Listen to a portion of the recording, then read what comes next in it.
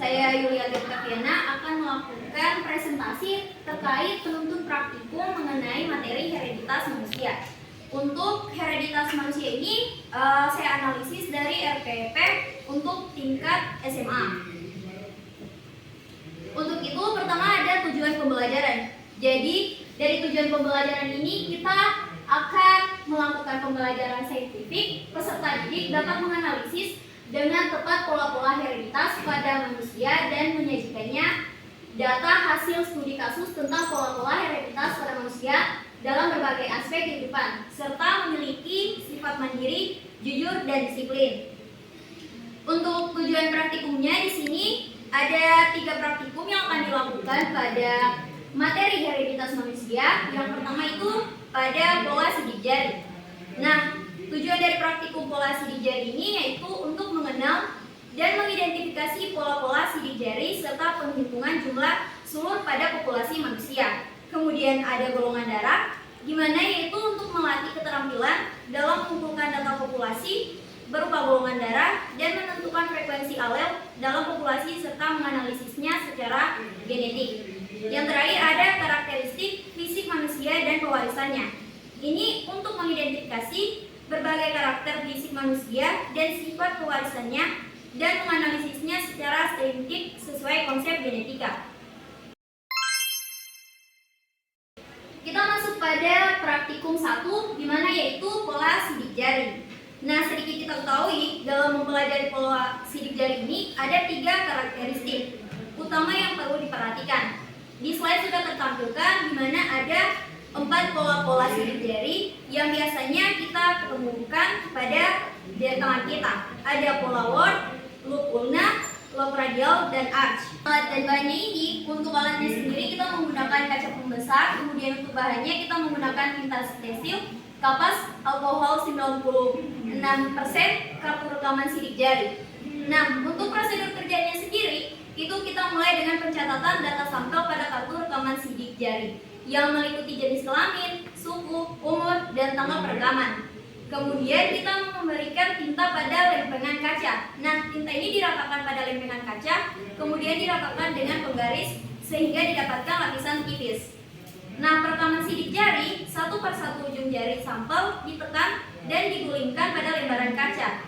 Kemudian pindahkan jari tersebut ke kartu rekaman sidik jari sampai ke 10 jari. Lakukan analisis data populasi yang diperoleh dengan melakukan uji sebanyak 2 kali. Nah, dari praktikum yang dilakukan dapat dicapai atau pencapaian dari pengembangan praktikum ini yang pertama adalah praktikum ini memperkuat konsep hereditas dengan menunjukkan hubungan antara genetik dan fenotip dari pola sidik jari tersebut. Kemudian mendorong diskusi tentang pewarisan sifat, variasi genetik, dan pentingnya studi populasi dalam memahami evolusi dan adaptasi. Kemudian masuk pada praktikum kedua, itu tentang golongan darah, di mana sistem ABO. Nah, kita ketahui sendiri golongan darah sistem ABO ini didasarkan pada ada tidaknya antigen pada permukaan sel darah merah. Dapat dilihat pada alat dan bahan prosedur kerjanya itu, kita menggunakan alat blood lancet, test card, dan batang pengadu. Untuk bahannya sendiri itu menggunakan anti serum A, anti serum B, alkohol, kapas, dan kertas tisu. Untuk prosedur kerjanya itu, pertama kita sterilkan jarum atau bonsen ini dengan membakar pada lampu bonsen dan didinginkan dengan air steril. Bersihkan tangan sambil dengan alkohol dan keringkan dengan kapas. Tekan jari manis kiri, kemudian tusukkan jarum lencet atau jarum pengetes. Teteskan darah yang keluar sebanyak 3 tetes pada anti serum A dan B. Amati reaksi yang timbul seperti pada tabel. Kemudian lakukan perhitungan frekuensi alel dengan hukum Hardy-Weinberg. Nah, pencapaian akhir dari praktikum ini kita dapat memberikan pemahaman mendalam tentang sistem ABO dan hubungan genetik dalam pewarisan sifat dengan penekanan pada dominansi dan referensi resesif alel A, B, dan O. Kemudian siswa dapat menerapkan hukum pewarisan Mendel untuk memprediksi golongan darah dari keturunan. Kemudian melakukan diskusi ini mengenai variasi genetik dalam populasi manusia, memperkaya wawasan siswa tentang faktor-faktor apa yang mempengaruhi distribusi golongan darah. Kemudian ada praktikum 3, itu mengenai karakter-karakter fisik manusia dan pewarisannya.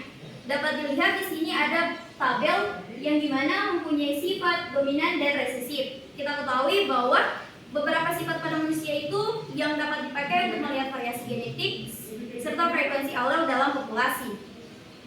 Kemudian alat dan bahannya itu kita menggunakan tabel karakter manusia dan alat tulis. Dapat dilihat prosedur kerjanya itu sangat mudah, di mana kita hanya mengamati bagaimana karakter fisik pada populasi manusia dicatat secara langsung dan mengamati fenotip yang ada sesuai dengan tabel kerja.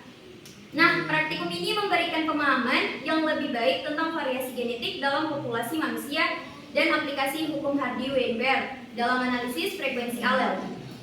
Oke, sekian dari saya. Assalamualaikum warahmatullahi wabarakatuh.